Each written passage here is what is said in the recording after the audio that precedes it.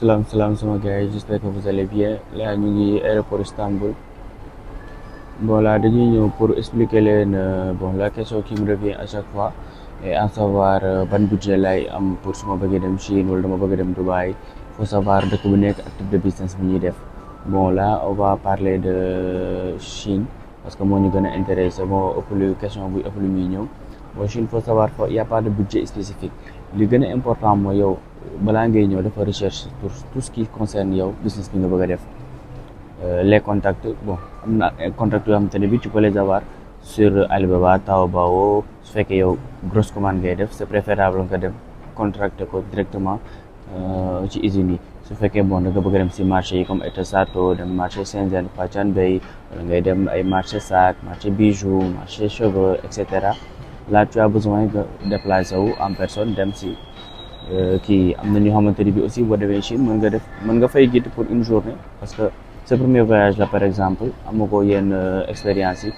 peut-être t'as jamais voyagé c'est préférable d'avoir quelqu'un qui te guide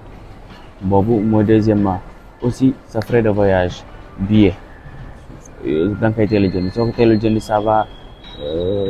tourner autour 800 jusqu'à voire 1 million su fekkee ay un mois nga ko jënd voire 15 à 20 jours aussi il y a des mois spécifiques pour aller en Chine te su fekkee foire de Canton la plupart dañ koy dégg mais c'est pas que ni bi yow t'es pas une entreprise tu es juste une personne quoi nekkoo entreprise bu mag boo xamante ni bi day def yenn grosse commande yi yow foire boobu noonu pour man ça te concerne pas foire boobu mi ngi concerne les entreprises yi nga xamante ni bi ñoom ay grosses fabriques lañu en fait donc ça va t'éviter des galères aussi nouvelle en chinois bi faut l'éviter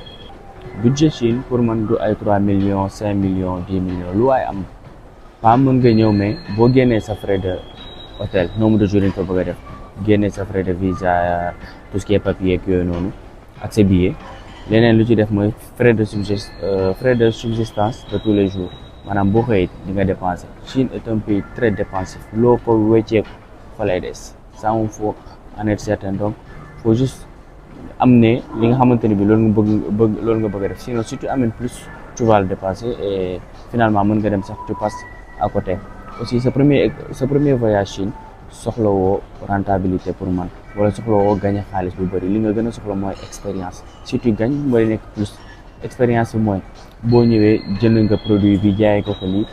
échanger nga ay contact xam nga fan la fournisseur yi du jóge prochaine fois mën nga rester sax au pays soit que tu es au Mali tu es au Sénégal wala tu es en France whatever si dëkk bu nga nekk mën nga toog sur place nga def sa commande voilà sa premier voyage tu as juste besoin d'avoir des contacts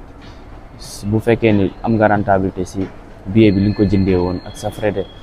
voyage yi nga defoon ak sa hôtel pour man ça va tu as tout gagné voilà tu as de l'expérience et tu as récupéré ton argent après n'hésite pas à aller voir d'autres gens faut pas ñëw Chine rek rester Chaobei par exemple wala Tongtong wala Yuyang wala yeneen marché yi xamante ne bi africains yi foofu la ñuy dajaloo le mieux mooy quand tu viens mën nga ñëw tu vois d'autres gens parler aux Chinois parler aux autres nationalités am yeneen expérience bu nga xamante ne bi soit sénégalais bi wala malien bi wala marocain bi ou congolais bi moom lay am à chaque fois parce que ñi dëkk si dëkk bi parfois ils peuvent avoir des tuyaux yoo xamante ne bi moodu yi fa ñëw wala ils peuvent pas avoir te loolu moom bon c'est une expérience personnelle que j'ai vue et que dama ko dund quoi moo tax ma mën leen ko expliquer à part loolu ban question mooy ñëwaat à chaque fois bon aussi surtout boo ñëwee amal sa liste de prédéfinis maanaam tey balaa ngay ñëw neel su ma ñëwee bëgg naa jënd nangam bëgg naa nga am sa liste boo ñëwee nga jëm ko topp du mieux que tu peux parce que boo ñëwee fii nii tu verras des choses yoo xamante ni bi da nga naan noonu foog ma jënd man personnellement dal na ma fu ma xam si Bamba Technologie la ma xam mais je suis venu j'ai vu d'autres choses bon peut-être sama budget permettre na ma ko ma dem si mais peut-être am na nu mu doon demee dinaa fausser sama budget juste pour bëgg jënd lu gën a bëri pour am beaucoup plus de bénéfices bon loolu c'est à éviter bon sinon lu ci gën a ëpp importance mooy just do it maanaam ñëwal dundal ses propres expériences yoo xamante ni bii après tu sauras comment éviter yenn pièges ak yooyu am na ci yoo xamante ni bii luñ la ko expliquer tant que dundoo ko doo ko mën a xam quoi aussi les 5 applications majeures yoo xamante ni balaa ngay boo ñëwee Chine da nga ko war a am Alipay WeChat Didi Taobao ak 1688 pour man yooyu boo ñëwee di nga xam di nga mën a comparer parce que boo ñëwee ba ci dëkk bi yi nga dul gis ci marché bi nga ko commander sur place ñu indil la ko. Voilà su fekkee Alipay bu taxi boo jël moom ngay fay boutique boo dugg jënd moom ngay fay ça va te permettre de éviter faux billets parce que y a beaucoup de faux billets en Chine et j'en ai plein 2 ou 3 personnes yoo xamante ne bi ay nouveaux arrivants lañu woon lorsqu'ils sont venus ils ont dañ leen jox ay faux billets te la plupart taximan yi ñoo koy def donc pour nga éviter ko amal Alipay quoi la plus parce que monnaie électronique bon ça te sauve la vie un peu. Après mooy sa carte forcément nga relier ko boo relier sa carte bancaire ak sa Wave ou Orange Money à chaque fois que tu es à court d'argent mën nga def virement bi boo demee Sénégalais wecc la wala autre. Aussi amoon sa objectif et dis-toi que tout est possible. Man dama am phrase bu ma jël fan yi quoi je l'ai vu un peu sur TikTok et sur les réseaux.